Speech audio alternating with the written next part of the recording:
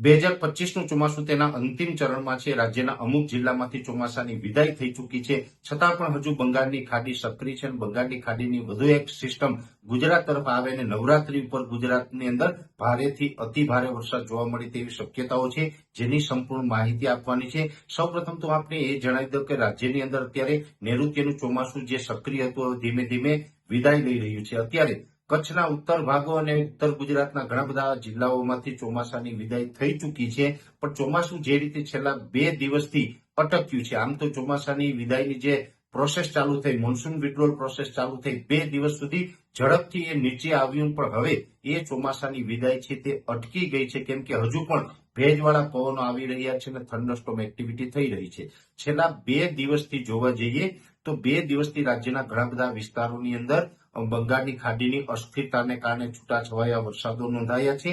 જે જગ્યાઓ ઉપર વરસાદો નોંધાયા છે ત્યાં ગાજવીજ અને પવન સાથે તોફાની વરસાદ પડ્યા છે। અનેક વિસ્તારોની અંદર લગભગ 1 થી લઈને 4 ઇંચ સુધીના વરસાદ નોંધાયા છે, જેની અંદર દક્ષિણ ગુજરાતના સુરત સહિતના અનેક જિલ્લાઓની અંદર વરસાદ નોંધાયો, તો એ સાથે મધ્ય ગુજરાતના અમદાવાદ અને આસપાસના વિસ્તારોમાં પણ હળવાથી મધ્યમ વરસાદ જોવા મળ્યા છે। સૌરાષ્ટ્રની અંદર પણ છેલ્લા 2 દિવસથી જૂનાગઢના કોઈ ભાગો, અમરેલી, ગીર સોમનાથ, ભાવનગર અને બોટાદના છૂટાછવાયા વિસ્તારોની અંદર 1 થી 4 ઇંચ સુધીના વરસાદો નોંધાયા છે। આ વરસાદ છે હજુ પણ લગભગ 22 સપ્ટેમ્બર સુધી કન્ટિન્યુ છૂટાછવાયા વિસ્તારોની અંદર જોવા મળે તેવી સંભાવનાઓ છે। 22 તારીખથી પછી આમ તો નવરાત્રી શરૂ થવા જઈ રહી છે। નવરાત્રી ઉપર પણ લગભગ માની શકાય કે શરૂઆતના દિવસમાં છૂટાછવાયા વરસાદ વરસી શકે છે। જો કે શરૂઆતના દિવસમાં વરસાદ હશે એ વરસાદ એકદમ છૂટાછવાયા અને સામાન્ય વરસાદ હશે, પણ નવરાત્રીના જે છેલ્લા દિવસો હશે એમાં ભારેથી અતિ ભારે વરસાદની સંભાવનાઓ છે।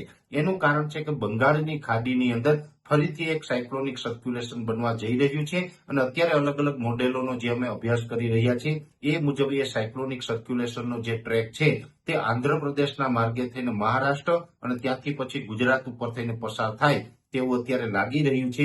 જો આ ટ્રેકમાં કોઈ ફેરફાર ન થાય તો નવરાત્રીના છેલ્લા દિવસોમાં એટલે કે 28 સપ્ટેમ્બરથી લઈ અને 2 ઓક્ટોબર સુધી રાજ્યની અંદર સામાન્યથી મધ્યમ અને અમુક વિસ્તારમાં મધ્યમથી ભારે વરસાદ, તો આઇસોલેટેડ વિસ્તારની અંદર ભારેથી અતિ ભારે વરસાદ નોંધાય તેવી શક્યતાઓ છે। આની અંદર સૌથી વધારે તીવ્રતા છે દક્ષિણ ગુજરાત અને સૌરાષ્ટ્રના ભાગોની અંદર જોવા મળે તેવું અનુમાન છે। એ પછી જે કચ્છના ભાગો હશે, ઉત્તર ગુજરાત અને મધ્ય ગુજરાતના વિસ્તારોમાં પણ સામાન્યથી મધ્યમ વરસાદની સંભાવનાઓ રહેલી છે। એટલે જે ચોમાસાની વિદાયની શરૂઆત થઈ હતી એ હવે થોડીક લેટ થશે અને આમ તો જે ચોમાસું અત્યારે જે અટકી પડ્યું છે એ ચોમાસું ત્યાં જ અત્યારે સ્થિર થઈ જશે।